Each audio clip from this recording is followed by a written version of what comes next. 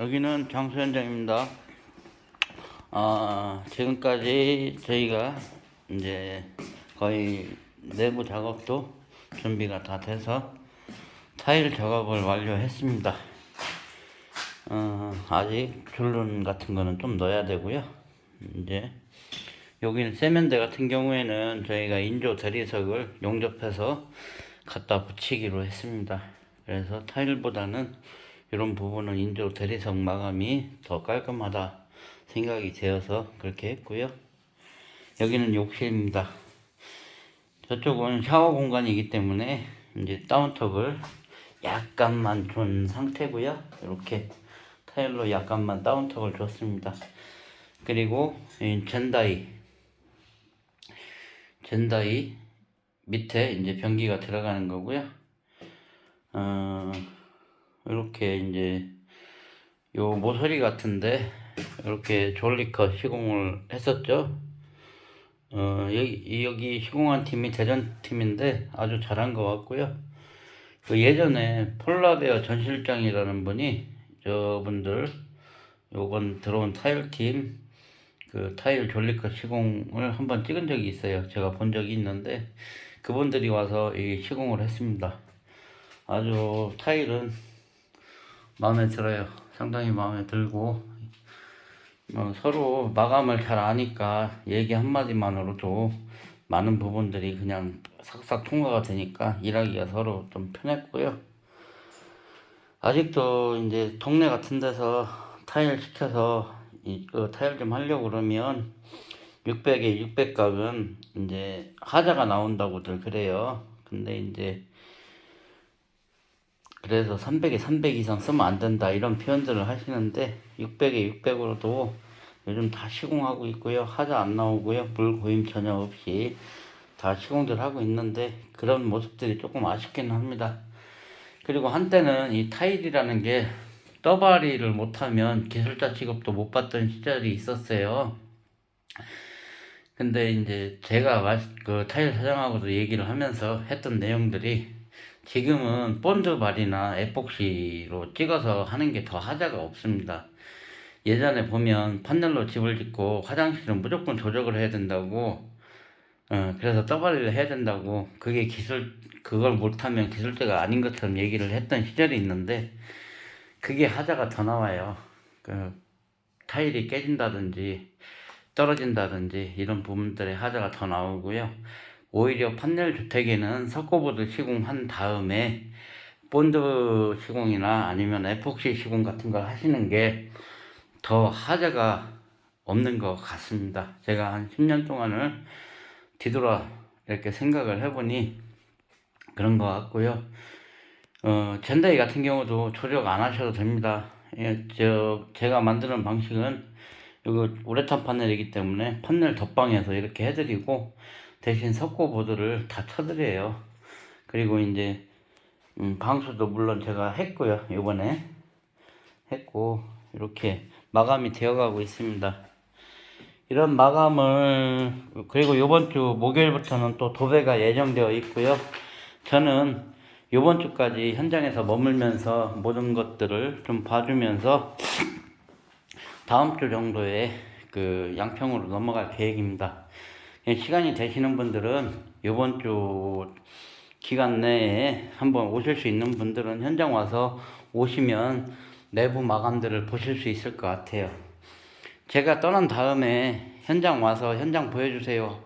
이거는 현실적으로 어려운 부분이 많습니다. 왜냐하면 건축주 분들도 이제 짐을 다 안에서 풀어놓고 이사를 하고 살아가는 입장인데 그런 모습을 남한테 보여준다는 게 쉽지는 않습니다. 그렇기 때문에 마감이 보고 싶으신 분들은 와서 보시면 좋을 것 같고요.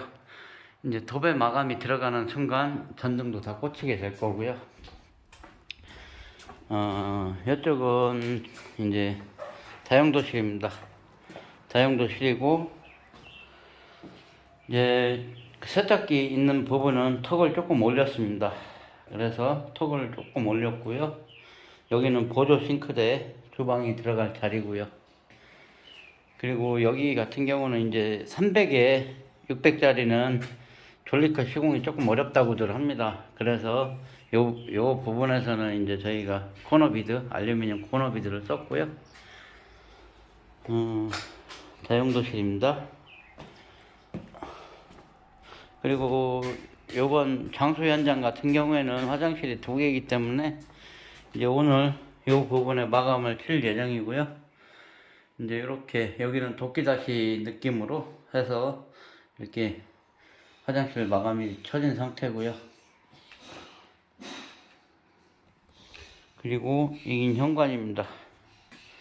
현관이고 이제 저희가 팠던 부분 600에 300짜리 졸리것이 어렵다고는 하지만 그래도 조금 신경 써서 이 부분은 이제 저희가 졸리것 시공으로 해서 마감을 쳤고요. 이렇게 해서 뭐 이제 신발 신는 뭐 그런 거나 걸어놓고 우산 같은 거 걸어놔도 될 것 같고요. 구독칼 같은 거. 그리고 여기는 이제 현관에도 이제 단차를 조금 뒀어요. 여기까지는 이제 신발을 신고 다니는 공간이고, 이제 여기서부터는 이제 맨발로 다니는 공간이 되겠습니다. 그리고 이제 요거는 의자예요. 이렇게 다 해놓고 보니까 의자가 상당히 편한 높이로 잘 된 것 같습니다. 그래서 앉아서 신발을 신을 수 있게 한 부분이고요. 제가 말씀드리지만 제가 짓는 주택은 속이 더 좋은 주택이다 라고 표현을 해서 맨날 말씀을 드려도 이제 마감이 다 나오면 그 과정들을 보기가 어렵습니다.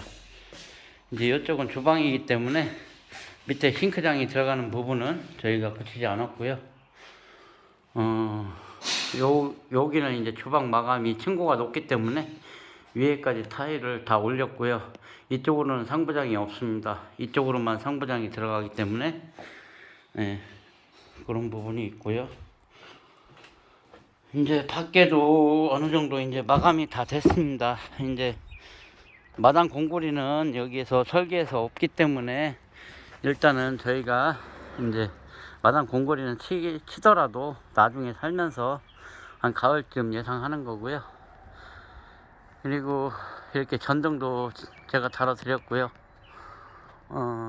깔끔한 모습이죠. 뭐 깔끔하지 않다면 뭐 깔끔하지 않을 수도 있겠지만 일단은 그래도 여타 마감들에 비해서는 상당히 깔끔하게 잘 되었습니다. 그리고 눈물 방지 후드캡이고요.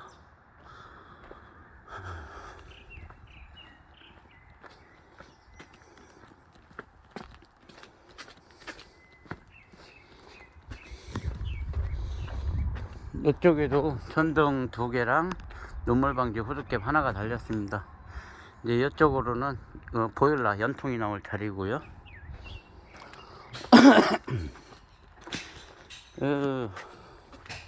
시간 되시는 분들은 댓글로 전화번호를 남겨주시면 제가 연락처를 드리든가 문자를 드리든가 하겠습니다.